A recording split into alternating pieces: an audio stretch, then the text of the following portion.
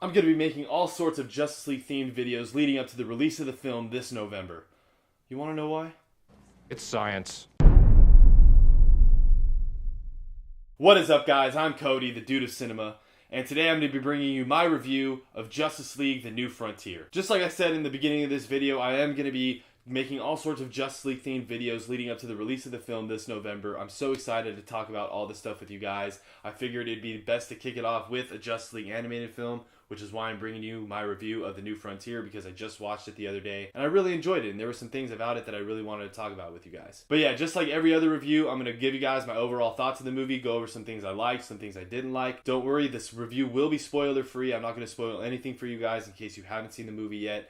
Like I said, I just saw it and I wanted to share you guys my thoughts on it, but I'm not going to spoil anything in case you guys haven't seen it, so don't worry. Alright guys, so getting started, to be honest, the best way to describe this movie is it surprised me. It really did. I mean, going into it, since it is based off like the golden era and like the 50s era of comics, I was expecting it to be more lighthearted and campy, but it's not at all. I mean, there are times where this movie gets very dark and very political. Like I said, it takes place during the 1950s, so communism and war are both themes that are very prominent in this movie, and seeing our heroes interjected into that is really good. I mean, like I said, I know dark is a very typical word to use, but there really are some dark moments. Right off the bat, there are two moments that I can think of right off my head. One involving Green Lantern and one involving Batman are really, really dark. I mean, I was like, whoa. I mean, they really crossed the line with it. Not like in a bad way, but I'm just saying, like, it surprised me how dark and political they got with it, because at this point, you know, the Justice League isn't really together anymore, and like Batman is seen as a vigilante. This movie puts these characters in a position is where, what if the government didn't really trust them? You know, what if the government started to feel that these heroes went a little too far?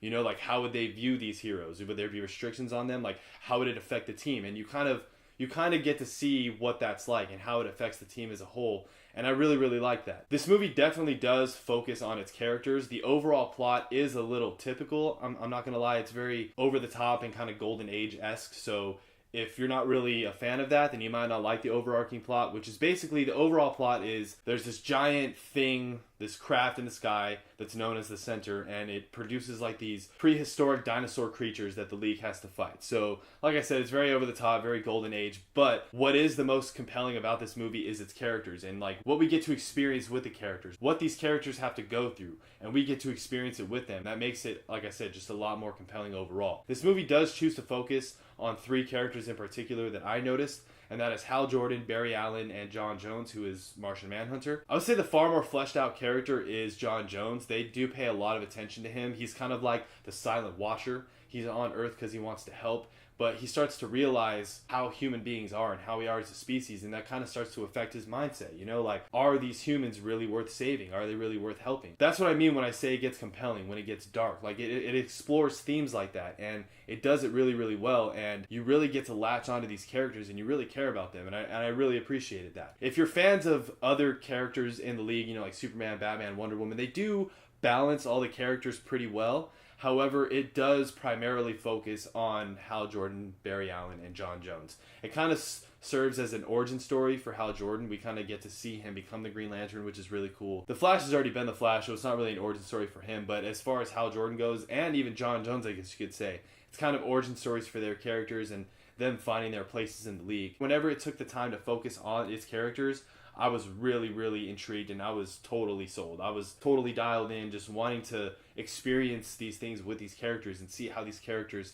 deal with these darker, more political situations. Also, the voice acting for this movie was on point. Not a single voice felt out of place. I loved Lucy Lawless as Wonder Woman. I thought that was the perfect casting. She has such a unique voice, and it fit Wonder Woman's character just so perfectly, especially since she played Xena. So, like, we all know that from like the early 90s. But yeah, seeing her as Wonder Woman was really cool. Like I said, no voice felt out of place. Every single voice was on point, and they all gave great performances. Even though it was an animated movie, they were all believable. Now, don't get me wrong, this movie isn't groundbreaking, it's not phenomenal, it's nothing new, it's not like you haven't seen this before, but it is very enjoyable, and the animation is also pretty good too. It's not like astounding, you've seen better animation than this, but it is still very good, especially when it comes to the action sequences, because there are a lot of action scenes in this movie, and you kind of get to see all the characters shine in that regard, and the animation when it comes to those action scenes, I thought was done very well. Like, I had a great time watching it for sure.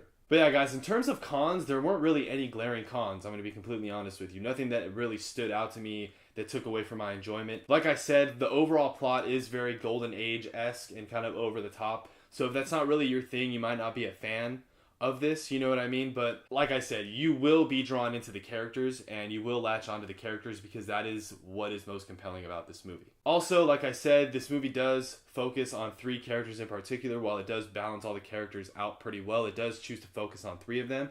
So if you are a fan of, Superman, Batman, and Wonder Woman, you might be a little disappointed because you don't see as much of them in this movie as you do the other characters. You still get to see them and you still have some pretty cool moments with them, but this movie does choose to focus on those other characters more. So if you are, going in there biased, being a fan of a certain character, you're probably going to be a little disappointed. But yeah, guys, overall, Justice League: The New Frontier is very enjoyable, very dark and compelling DC animated film. The voice acting is on point, the animation is good, the characters are really well fleshed out in my opinion. The 3 that they choose to focus on, I think they did a very good job with them, and it's very surprising. I think it's going to surprise you guys too. I'm going to give Justice League: The New Frontier an 8.5 out of 10. But yeah, guys, like I said in the beginning of this video, stay tuned. I will be releasing all sorts of Justice League themed videos leading up to the release of the live action movie this November, so stay tuned. I'll also be kicking off a new segment that I'm really excited to start, so just stay tuned for all that. I'm really excited to share with you guys. But yeah, go ahead and throw me a like and subscribe for more awesome content, and I'll see you guys later.